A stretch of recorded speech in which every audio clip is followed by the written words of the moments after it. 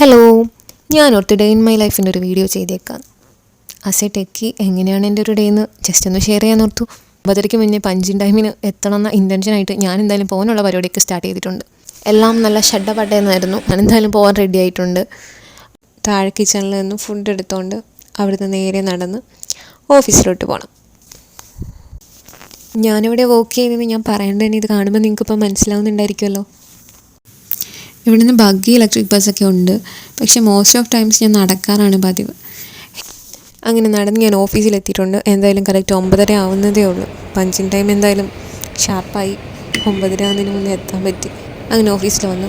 ഓഫീസിൽ നിന്ന് ഞാനതൊന്ന് നേരത്തെ എത്തിയത്. ഓഫീസ് ഭയങ്കര കാം ആൻഡ് ക്വയറ്റ് ആയിട്ടുണ്ട്. കാരണം ഞാനിവിടെ സോഫ്റ്റ്വെയർ ഡെവലപ്പറായിട്ടാണ് വർക്ക് ചെയ്യുന്നത്.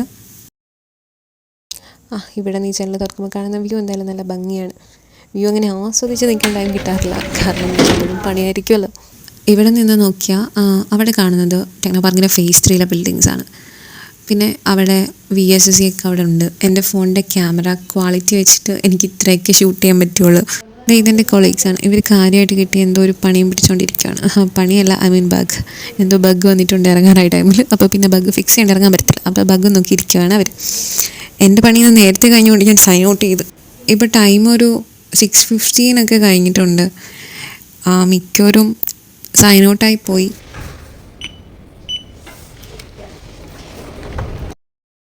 ഈ രാവിലെ ബഗ്ഗിൽ കയറില്ലെന്ന് പറഞ്ഞില്ലേ, പക്ഷെ വൈകുന്നേരം ഒരു ട്വിസ്റ്റ് ഉണ്ട്. അതായത് ഇന്ന് വീഡിയോ എടുക്കാൻ വേണ്ടി ബഗ്ഗിൽ കയറിയതല്ല. ലേറ്റായിട്ട് ഇറങ്ങുകയാണെങ്കിൽ സാധാരണ ഒരു 6:30 കഴിഞ്ഞിട്ട് ഇറങ്ങുന്നെങ്കിൽ ഞങ്ങൾ ബഗ്ഗിൽ കയറാറുണ്ട്. അതാകുമ്പോൾ പെട്ടെന്ന് ഫ്രണ്ട്ലി നിന്ന് ഇറങ്ങാമല്ലോ, അല്ല വീണ്ടും ലേറ്റ് ആവുമല്ലോ.